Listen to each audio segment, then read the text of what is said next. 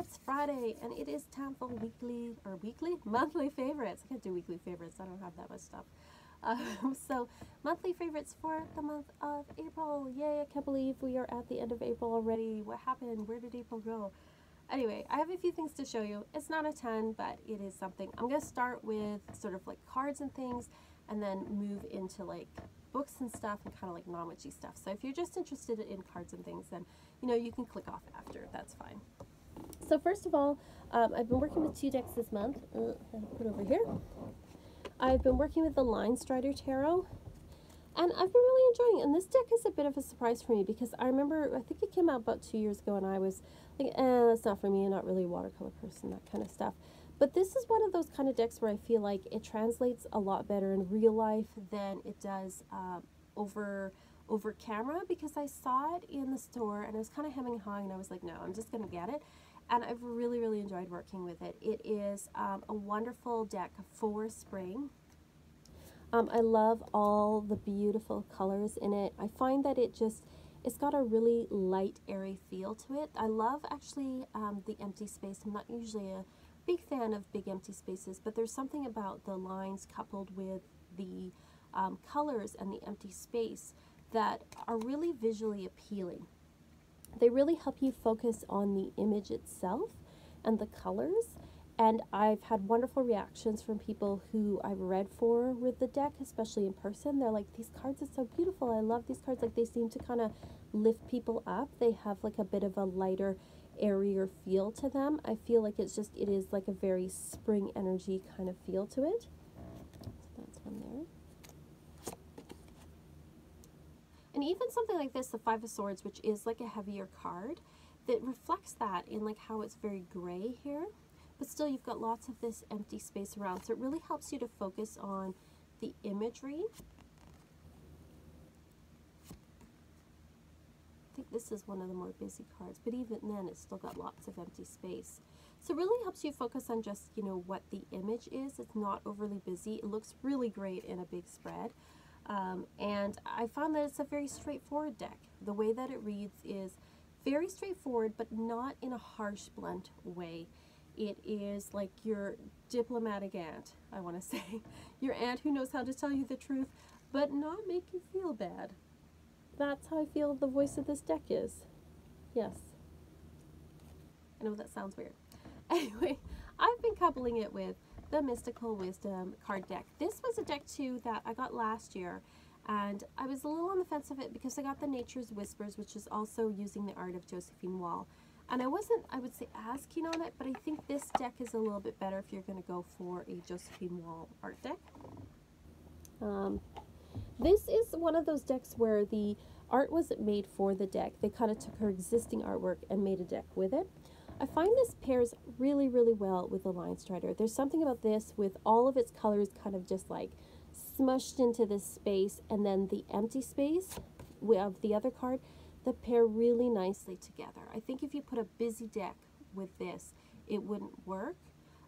But there's something about it, like they seem quite compatible together. Now, this is a very light deck. It doesn't have a lot of shadow in it. So I find that this wouldn't be a deck I would read on its own. I think it's a good accompaniment with another deck, but I don't know if I necessarily read it on its own. But I do really enjoy her artwork. And again, it's got a lovely spring feel to it. It's still quite brown here. Our spring does not look like the spring on TV. The spring on TV is green with flowers. Ours is brown and gray with little lumps of dirty snow that's melting away, and it's muddy, and there's no leaves, and it doesn't look like this. But it lets you know that this is on its way. So, it's a nice, lighthearted sort of deck, and very colorful, so I quite like that. So that's what I've been working with. And then I got a deck. I just recently posted the unboxing, but I actually recorded the unboxing like a week and a half, 2 weeks ago. But I only just put it up this week. I got the Mystical Shaman Oracle card deck by Alberto Villoldo, Colette Baron-Reid, and Marcela Lobos. That's the smaller box. If you watch the unboxing, there's a big box with a book and the smaller box. I'm just using the smaller box and the guidebook. And I've been loving this deck. I actually replaced it as my daily draw deck for my altar. I was using the Enchanted map, but I decided to go with this. I've been really, really loving this deck. The guidebook is really great. I don't like it when guidebooks have too many words. Like too little is bad, but then too much is bad too, because especially if you're doing a daily draw, you don't want to sit there and read forever. So this one has, it has the thumbnail, and then it's got the essence, which is the main sort of like telling you about the card. The right side up is the invitation, and if you get upside down, it's the medicine. So there's no reverse, doesn't mean bad. It's just two different sort of meanings there, and it's like that for every card. There's 64 cards. So I've been using it, and I really love working with it. It's got a very earthy sort of energy to it, and it definitely is more on the spiritual, less on the mundane side, if you like. This is a crow. They're beautiful. They're gorgeous cards, and I love kind of the matte sort of finish on here. They're a little bit thicker than some of the other cards. It's nice to see Hay House has kind of stepped up its game. We've got the Jaguar. There we go. The giveaway. I like too, it incorporates imagery from different cultures. It's got a very, I would say, South American sort of feel, although there's lots of North American imagery. There's some Eastern imagery as well. I really like it though. I just love the colors. I'm not a big fan of computer art, digital manipulation type decks, but she does this so well. It's beautiful. Like there's a lot of clunky computer art out there, but this is really gorgeous.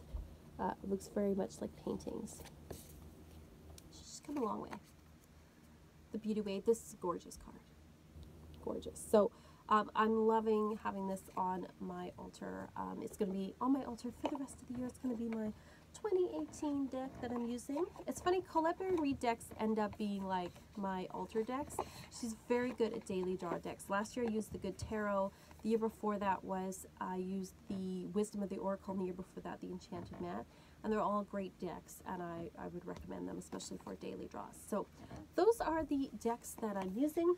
Now I'm going to go on to more mundane things, so if you're only interested in decks, you can look away. So the next thing I'm looking at is books this month. I don't really have any metaphysical type books for you, spiritual books. I've been reading, I'm not done it yet, but I am reading The Magicians by Lev Grossman. I was listening to a podcast, and somebody was talking about how they felt this book was kind of, thought it might be like Harry Potter, because it is about a guy who goes to a magical college, but that's where it departs. Like if you think that it's going to be like Harry Potter, you're going to be disappointed. This is like Harry Potter grown up. Like there's sex in here, there's mention of drugs and stuff. There's like it's more like real, real sort of like young adult sort of life anyway. But it is like a regular guy, and he ends up going to this magical college. And I'm only part of the way through, so I can't give you a whole sort of rundown of this book, and I don't want to, any spoilers anyway. But if you like Harry Potter, but you want something that's a little grittier, a little bit darker, then I would go with The Magicians. It is, kind of an interesting take on things.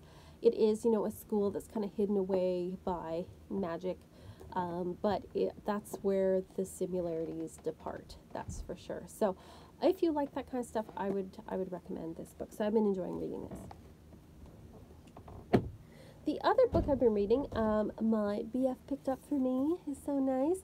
He went to a used bookstore and he was looking for something completely different. And then he saw this sitting on the display shelf, and it wasn't something they would usually carry, but he was like, that's for Lou. It is Sound of the Beast, The Complete Headbanging History of Heavy Metal. This came out, I think, in 2002, so the history obviously only goes up to then. So it's been an older book, but it is a really, really great read, especially for the history of the first 3 decades of heavy metal and hard rock. There are some color pictures in here. We've got Ozzy,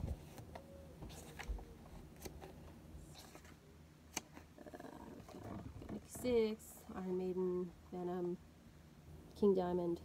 Is that Venom? Yeah, Venom. Okay. So it's got a little bit of color pictures in the middle. most of it's black and white. It is a chunkier book. It is almost 400 pages. But they do break it. It is like easy to read, and I don't mean easy to read as like a 4-year-old can read it. I mean like it is engaging, and especially when you're writing a nonfiction book, you have to make it engaging for people to want to read 400 pages of it. And he breaks it down into just like different eras of history.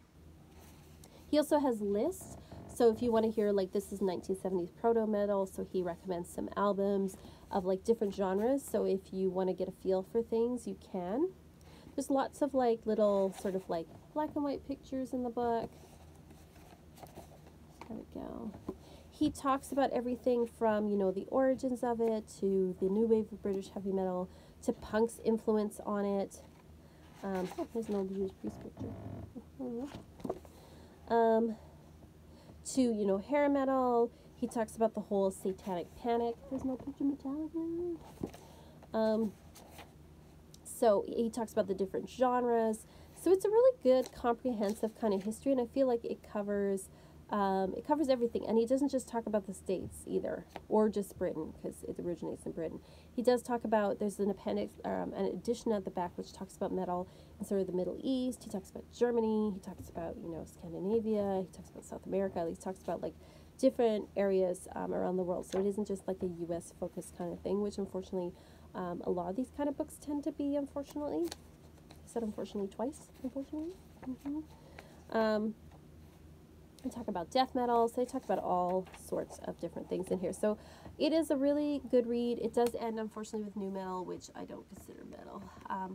Just never liked new metal, but, it is in there. It is part of the whole history. Talks about grunge, everything like that. So it is a really good book if you're interested in that kind of stuff, if you like music history, if you like metal. You will like this book. It is, heavy metal. I've seen it in the bookstore, so I know it's still out there for sure. So Sound of the Beast. Anyway, enjoying that. I like too that the bookmark I'm using is so opposite. It's like rainbow unicorny. No, gotta keep it balanced, right? So speaking of metal, I'm gonna show you a couple of albums that I got this month. Actually, again, the BF bought for me. I've been loving using my record player. I love my record player so much. There's something nice about owning music. That's the thing with digital music. I always feel like I don't really own it, and I don't really like that. I like that I can just put on a record whenever. So, he got me Judas Priest, Screaming for Vengeance, which is one of their best albums. I love it so much. It is from 1982, I think? 1982, yes. And it's got Another Thing Coming, which is like their big hit. It's got The Devil's Child. And it's got Electric Eye and Screaming for Vengeance. Some of my favorite songs by Judas Priest, so if you like them, this is a really great album.